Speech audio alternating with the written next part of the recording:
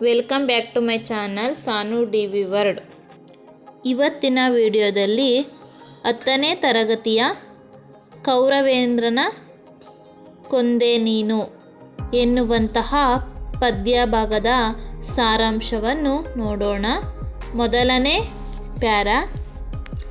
ಇನತನೂ ಜನ ಕೂಡೆ ಮೈದುನತನದ ಸರಸವನೆ ಸಗೀರತದೊಳು ಧನುಜರಿಪು ಬರಸೆಳೆದು ಕುಳ್ಳಿರಿಸಿದನು ಪೀಠದಲ್ಲಿ ಎನಗೆ ನಿಮ್ಮಡಿಗಳಲ್ಲಿ ಸಮಸೆ ವನೆಯೇ ದೇವ ಮುರಾರಿಯಂಜುವೆ ನೆನಲು ತೊಡೆ ಸೋಂಕಿನಲ್ಲಿ ಸಾರಿದು ಶೌರಿಯಂತೆಂದ.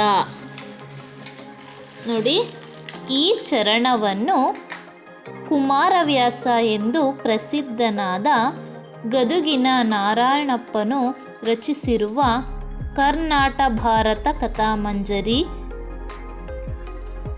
ಎಂಬ ಮಹಾಕಾವ್ಯದಿಂದ ಆಯ್ದ ಕೌರವೇಂದ್ರನ ಕೊಂದೆ ನೀನು ಎಂಬ ಪದ್ಯಭಾಗದಿಂದ ಆರಿಸಲಾಗಿದೆ.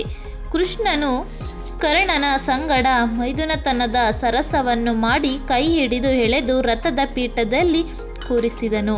ನನಗೆ ನಿಮ್ಮ ಪಾದದ ಬಳಿ ಸಮಗೌರವವೇ ದೇವಮುರಾರಿ ಎದರುವೆನು ಎಂದು ಕರ್ಣನು ಹೇಳಲು ತೊಡೆತಾಗುವಂತೆ ಹತ್ತಿರ ಬಂದು ಕೃಷ್ಣನ ಹೀಗೆ ಹೇಳಿದನು.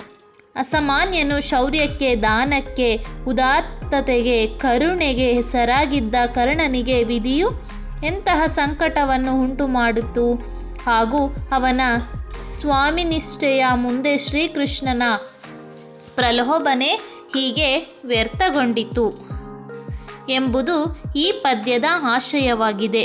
ಹಿರಿಯರ ಜೊತೆ ವಿನಯ ಹಾಗೂ ಗೌರವದಿಂದ ನಡೆದುಕೊಳ್ಳಬೇಕು ಎಂಬ ಮೌಲ್ಯಯುತ ಸಂದೇಶವು ಈ ಪದ್ಯಭಾಗದಲ್ಲಿ ವ್ಯಕ್ತವಾಗಿದೆ. ಎರಡನೇ ಪ್ಯಾರ. ಭೇದವಿಲ್ಲೆಲೆ ಕರ್ಣ ನಿಮ್ಮೊಳು ಯಾದವರು ಕೌರವರೊಳಗೆ ಸಂವಾದಿಸುವ ಅನ್ವಯಕ್ಕೆ ಮೊದಲೆಲ್ಲರಡಿಲ್ಲ ನಿನ್ನಾಣೆ ಮೇದ ನೀಪತಿ ನೀನು ಚಿತ್ತದೋಳಾದುದ ವಿನ್ ಎಲ್ಲುತ್ತ ದಾನವ ಸೂದನನು ರವಿಸುತನ ಕಿವಿಯಲ್ಲಿ ಬಿತ್ತಿದನು ಭಯವ. ಇದರ ಸಾರಾಂಶ: ಈ ಚರಣವನ್ನು ಕುಮಾರವ್ಯಾಸ ಎಂದು ಪ್ರಸಿದ್ಧನಾದ ಗದುಗಿನ ನಾರಾಯಣಪ್ಪನು ರಚಿಸಿರುವ ಕರ್ನಾಟ ಭಾರತ ಕಥಾಮಂಜರಿ ಎಂಬ ಮಹಾಕಾವ್ಯದಿಂದ ಆಯ್ದ ಕೌರವೇಂದ್ರನ ಕೊಂದೆ ನೀನು ಎಂಬ ಪದ್ಯಭಾಗದಿಂದ ಆರಿಸಲಾಗಿದೆ. ರಾಜ ನೀನು ಮನದಲ್ಲಿ ನಡೆದುದರಲ್ಲಿ ಅರಿವಿಲ್ಲ ಎಂದು ಹೇಳುತ್ತಾ ಕೃಷ್ಣನು ಕರ್ಣನ ಕಿವಿಯಲ್ಲಿ ಉಭಯವನ್ನು ದ್ವಂದ್ವವನ್ನು ಬಿತ್ತಿದನು. ಅಸಾಮಾನ್ಯನು ಶೌರ್ಯಕ್ಕೆ, ದಾನಕ್ಕೆ, ಉದಾತ್ತತೆಗೆ, ಕರುಣೆಗೆ ಹೆಸರಾಗಿದ್ದ ಕರ್ಣನಿಗೆ ವಿಧಿಯು ಎಂತಹ ಸಂಕಟವನ್ನು ಉಂಟು ಮಾಡಿತು ಹಾಗೂ ಅವನ ಸ್ವಾಮಿನಿಷ್ಠೆಯು ಮುಂದೆ ಶ್ರೀ ಕೃಷ್ಣನ ಪ್ರಲೋಭನೆ ಹೇಗೆ ವ್ಯಕ್ತಗೊಂಡಿತು ಎಂಬುದು ಈ ಪದ್ಯದ ಆಶಯವಾಗಿದೆ. ವೈಯಕ್ತಿಕ ಸ್ವಾರ್ಥಕ್ಕಾಗಿ ಪ್ರಲೋಭನೆಗೆ ಒಳಗಾಗಬಹುದು, ದ್ವಂದ್ವಕ್ಕೆ ಎಡೆಗೊಡಬಾರದು ಎಂಬ ಮೌಲ್ಯಯುತ ಸಂದೇಶವು ಈ ಪದ್ಯಭಾಗದಲ್ಲಿ ವ್ಯಕ್ತವಾಗಿದೆ. ಮೂರನೇ ಪ್ಯಾರ.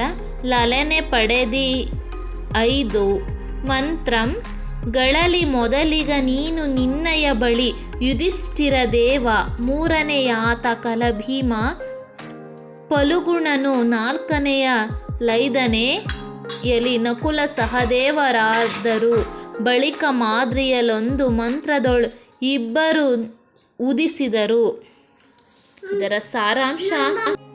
ಇದರ ಸಾರಾಂಶ ಈ ಚರಣವನ್ನು ಕುಮಾರವ್ಯಾಸ ಎಂಬ ಪ್ರಸಿದ್ಧನಾದ ಗದುಗಿನ ನಾರಾಯಣಪ್ಪರು ರಚಿಸಿರುವ ಕರ್ನಾಟ ಭಾರತ ಕಥಾಮಂಜರಿ ಎಂಬ ಮಹಾಕಾವ್ಯದಿಂದ ಆಯ್ದ ಕೌರವೇಂದ್ರನ ಕೊಂದೆ ನೀನು ಎಂಬ ಪದ್ಯಭಾಗದಿಂದ ಆರಿಸಲಾಗಿದೆ. ಕೃಷ್ಣನು ಕರ್ಣನನ್ನು ಕುರಿತು ಕುಂತಿಯು ಪಡೆದ 5 ಮಂತ್ರಗಳಲ್ಲಿ ಮೊದಲಿಗ ನೀನು, ನಿನ್ನಯ ನಂತರ ಧರ್ಮರಾಯ, ಮೂರನೆಯಾತ ಕಲಿಭೀಮ ಅರ್ಜುನನು 4ನೆಯ ಮಂತ್ರದಲ್ಲಿ ಜನಿಸಿದರು. ಬಳಿಕ 5ನೆಯ ಮಂತ್ರದಲ್ಲಿ ಮಾದ್ರಿಯಲ್ಲಿ ನಕುಲ ಸಹದೇವರು ಇಬ್ಬರು ಹುಟ್ಟಿದರು ಎಂದನು. ಅಸಾಮಾನ್ಯನು ಶೌರ್ಯಕ್ಕೆ, ದಾನಕ್ಕೆ, ಉದಾತ್ತತೆಗೆ, ಕರುಣೆಗೆ ಹೆಸರಾಗಿದ್ದ ಕರ್ಣನಿಗೆ ವಿಧಿಯು ಎಂತಹ ಸಂಕಟವನ್ನು ಉಂಟು ಮಾಡಿತ್ತು ಹಾಗೂ ಅವನ ಸ್ವಾಮಿನಿಷ್ಠೆಯ ಮುಂದೆ ಶ್ರೀಕೃಷ್ಣನ ಪ್ರಲೋಭೆಗೆ ಹೇಗೆ ವ್ಯಕ್ತಗೊಂಡಿತು. ಸಂಕಟವನ್ನು ಉಂಟು ಮಾಡಿತು ಹಾಗೂ ಅವನ ಸ್ವಾಮಿನಿಷ್ಠೆಯ ಮುಂದೆ ಶ್ರೀಕೃಷ್ಣನ ಪ್ರಲೋಭೆಗೆ ಹೇಗೆ ವ್ಯಕ್ತಗೊಂಡಿತು ಎಂಬುದನ್ನು ಈ ಪದ್ಯದ ಆಶಯವಾಗಿದೆ. ನಿರ್ದಿಷ್ಟ ಗುರಿ ಸಾಧನೆಗೆ ವಿವಿಧ ತಡೆಗಳು ಅಡ್ಡಿಯಾದರೂ ಅದನ್ನು ದಾಟಿ ಸಾಗಬೇಕು ಎಂಬ ಮೌಲ್ಯಯುತ ಸಂದೇಶವು ಈ ಪದ್ಯ ಭಾಗದಲ್ಲಿ ವ್ಯಕ್ತವಾಗಿದೆ. ಮುಂದಿನ ಭಾಗದಲ್ಲಿ 4ನೇ ಪ್ಯಾರದ ಸಾರಾಂಶದ ಬಗ್ಗೆ ತಿಳಿದುಕೊಳ್ಳೋಣ.